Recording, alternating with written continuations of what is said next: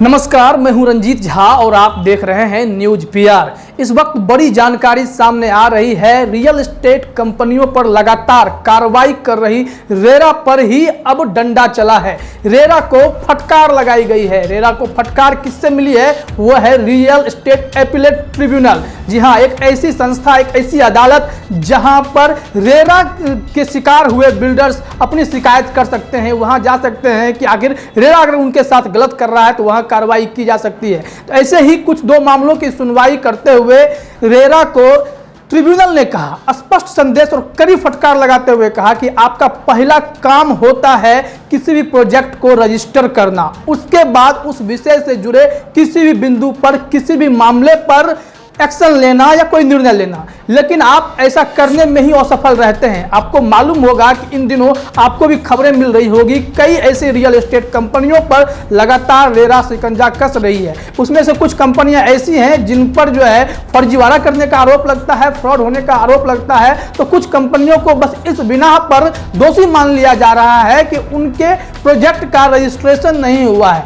लेकिन अमूमन कई ऐसी कंपनियां भी सामने आई हैं जिनकी शिकायत है कि वह काफी पहले से ही अपना प्रोजेक्ट एप्लीकेशन में डाल चुके हैं, आवेदन के लिए गया हुआ है रेरा के पास, लेकिन महीनों बीत जाने के बावजूद भी उसका पंजीकरण नहीं हो पाया है।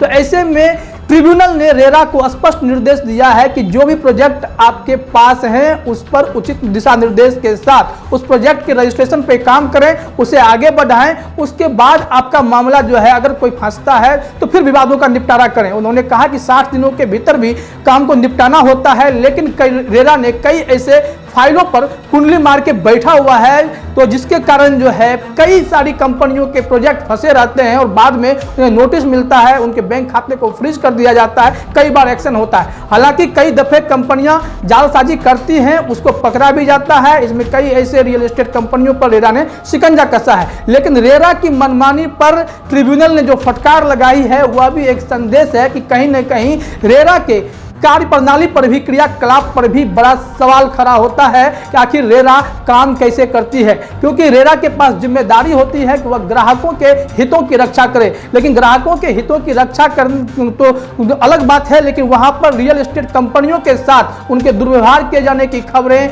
या टरकाने की खबरें, ऐसी खबरें सामने आती रहती है कि कई ऐसे बिल्डर्स हियरिंग पे हियरिंग होता रहता है, सुनवाई होती रहती है, लेकिन मामले पर कोई संज्ञान नहीं लिया जाता है। उन्हें डेट पर डेट मिलता रहता है, उनके प्रोजेक्ट्स पेंडिंग में फंसे रहते हैं। ऐसे में उस कंपनियों के भविष्य पर भी दाव लगने लगता है कि आखिर उन्होंने जिन ग्राहकों के साथ काम शुरू किया है, जिनका पैसा लेकर के वो आगे फ्लैट्स बनाने वाले थे, जमीन की खरीद बिक्री करने वाले थे, प्लॉटिंग करने वाले थे, ऐसे बिल्डर्स जो वाकई में काम करना चाहते हैं, ग्राहकों के लिए काम करते हैं, उनके लिए मुश्किलें खड़ी हो जाती हैं। एक तो साख पर बट्टा लगता है, दूसरी बात है कि रजिस्ट्रेशन समय पर नहीं देने के कारण भी मामला उलझता रहता है। ऐसे में ट्रिब्यूनल द्वारा उठाए गए इस कदम के बाद रेरा को भी समझना पड़ेगा कि आप जिन बिल्डर्स का प्रोजेक्ट लेकर के बैठे रहते हैं, जिसको आप पंजीकृत नहीं करते हैं, रजिस्ट्रेशन नंबर नहीं देते हैं, उन पर पहले आप काम करें। फिर उसके बाद सेकेंडरी आपका होता है कि आप उस प्रोजेक्ट से जुड़े ग्राहकों के हितों की भी रक्षा करें, और कोई गलत काम कर रहा है कोई बिल्डर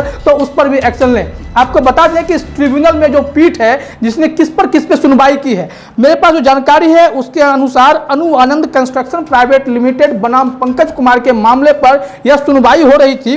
तो इस मामले पर ही ट्रिब्यूनल ने रेरा से कहा कि आपका पहला काम होता है प्रोजेक्ट रजिस्ट्रेशन करना, उसके बाद दूसरा कोई काम करना। उन्होंने कहा कि निकाय से, जब तक स्थानीय निकाय से कंप्लीशन सर्टिफिकेट नहीं मिल जाता तब तक प्रोजेक्ट को ऑनगोइंग कहा जाता है, मतलब वो प्रोजेक्ट निर्माणाधीन माना जाता है। तो ऐसे प्रोजेक्ट पर कार्रवाई करने से पहले आप उसके रजिस्ट्रेशन पर ध्यान दें, 3 महीने के भीतर रजिस्ट्रेशन दें। हालांकि एक और मामला इसमें आया था पाही कंस्ट्रक्शन के बारे में कि इनके ऊपर जब कहा गया तो रेरा ने सफाई दी थी कि इन्होंने आवेदन ही नहीं दिया है, तो उसे भी फटकार मिली है। कहा गया है कि 3 महीने के भीतर आप रजिस्ट्रेशन करवाएं और प्रोजेक्ट पर काम करें।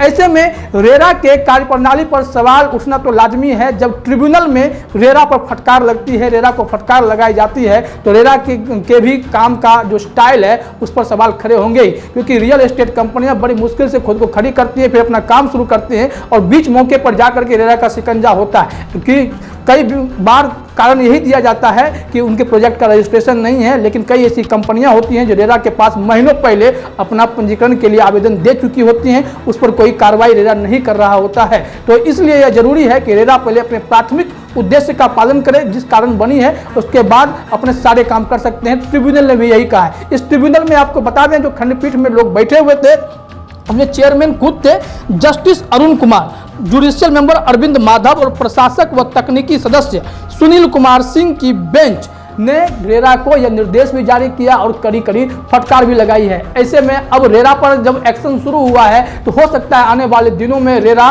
तेजी से अपना काम करे, कार्रवाई करे और जो पेंडिंग प्रोजेक्ट्स उनके पास रखे हुए हैं उन पर भी एक्शन हो, उन्हें रजिस्ट्रेशन नंबर मिले और प्रोजेक्ट पर काम शुरू हो जाए। न्यूज पीआर में फिलहाल इतना ही। बाकी खबरों के लिए आप बने रहिए हमारे साथ। आपका बहुत बहुत धन्यवाद।